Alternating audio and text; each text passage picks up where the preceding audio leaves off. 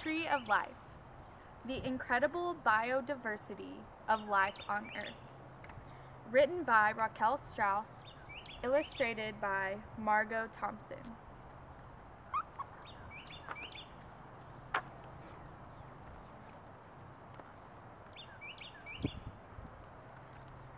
The Tree of Life. Do you have a family tree that shows how the members of your family, aunts, cousins, grandparents, and so on, are related? The Tree of Life is a family tree for all living things. It shows us biodiversity, the incredible variety of life on Earth.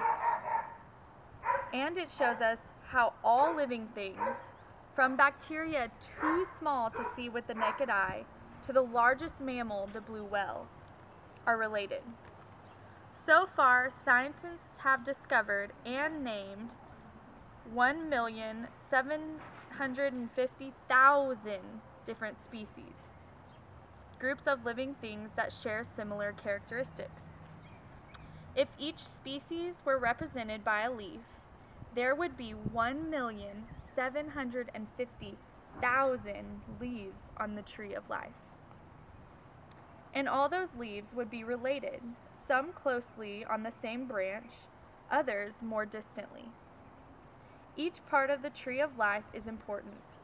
A problem with one branch, one twig, or even just one leaf may affect the whole tree. Perhaps by climbing the Tree of Life and exploring its branches, we will come to better understand our place within the Tree of Life and our impact on it.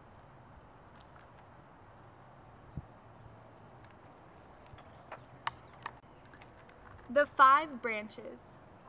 The Tree of Life is a way to organize or classify all life. By organizing living things into different branches, we can better understand how closely or distantly they are related. The Tree of Life is often divided into 5 main branches called kingdoms.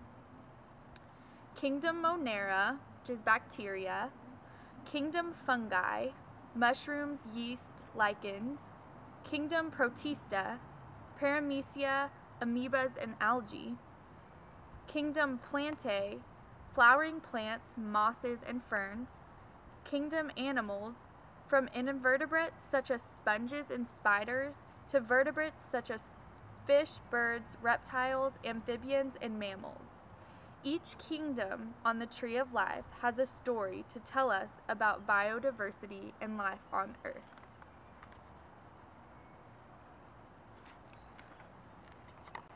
Kingdom Monera. 10,000 species. You can't see them, but they're out there. The 10,000 species of bacteria that make up the Kingdom Monera. Bacteria are the smallest life forms on Earth. They are made up of just a single cell and are so tiny that 1,000 of them would just fit on the period of the end of a sentence. They're everywhere, on land, in water, even inside you. And there may be hundreds of thousands more to be discovered, including in the harshest environments on Earth, hot springs, sea vents, and areas deep beneath the soil. The Kingdom Monera accounts for less than 1% of all species on the Tree of Life, but it is still an important kingdom.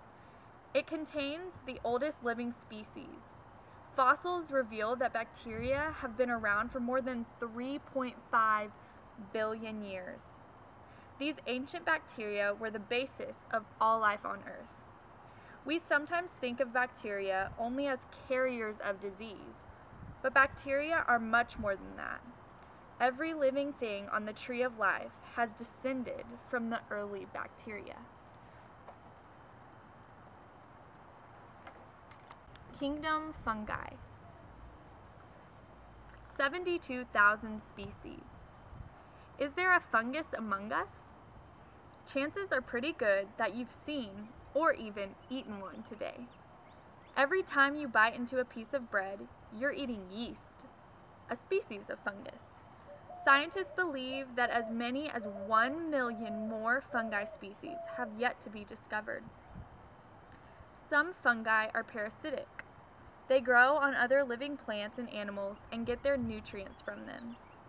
But most fungi are decomposers. They get nutrients from dead plants or animals. Decomposers are the recyclers and cleaners on the tree of life. Imagine a forest in the fall, with billions of leaves falling to the ground. Where does all this litter go? Fungi, and some bacteria, help break it down and absorb it as food. And as they do, they create carbon dioxide, which plants use to make their own food. Without fungi, the tree of life would become buried under its own litter.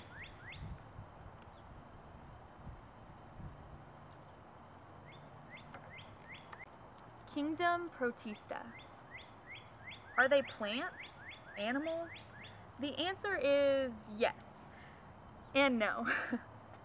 The kingdom Protista has a bit of everything.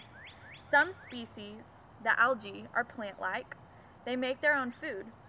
Others, the protozoa, are animal-like. They depend on other species for food. Protista are found in water and other wet environments. In the ocean, they are a major food source known as plankton. Fish, shrimp, and other crustaceans eat plankton and in turn become food for other animals, both in water and on land. This is called a food chain. When many food chains are linked together, they form a food web. Without plankton, many species would starve, and the food webs that support the tree of life might break down.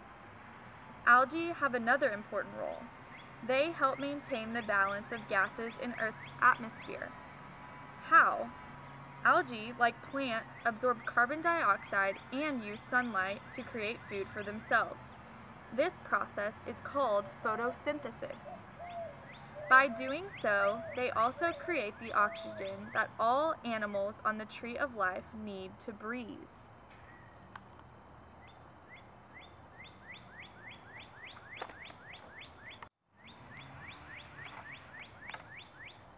Kingdom plants. 270,000 species. Just about anywhere you look on land, you will find members of the plant kingdom. They range from the flowers in your window box, to the trees that give you shade in the summer, to the mosses you walk on in the woods, and the veggies you eat for dinner. Plants provide valuable habitats for many animals. A habitat is an area where species can find the food, shelter, water, and space they need to survive. Without habitats, animals could not survive.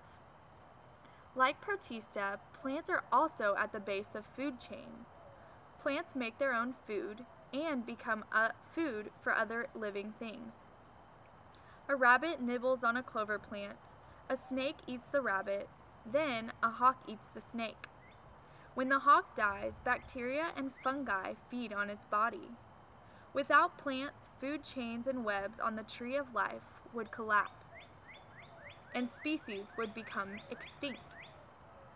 As plants make food for themselves during photosynthesis, they create oxygen.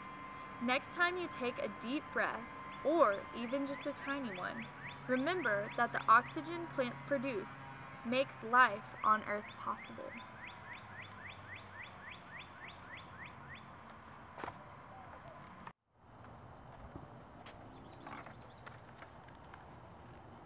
Kingdom animals. 1,318,000 species. From lions, tigers, and bears, to jellyfish, sponges, and sea slugs, the animal kingdom is by far the largest and most diverse of the 5 kingdoms. It accounts for about 3/4 of all leaves on the tree of life.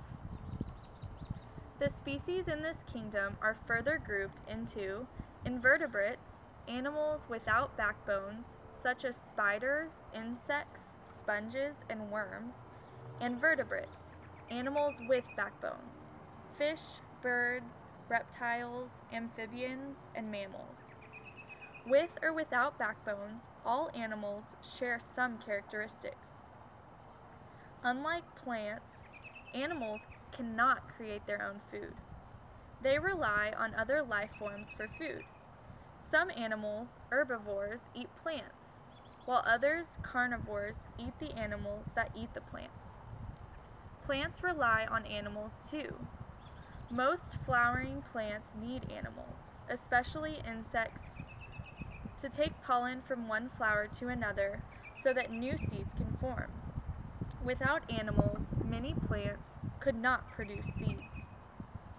Animals also help spread plant seeds. Birds and bats eat the fruit the plants produce. The fruit is digested and the seeds are dropped in the animal's waste, away from the adult plant. This gives the new plants room to grow. Even squirrels and chipmunks get into the act. They collect seeds and bury them to eat later. The seeds that are forgotten grow into new plants. Animals even help plants grow by providing much-needed nutrients. Animal poop is a rich fertilizer.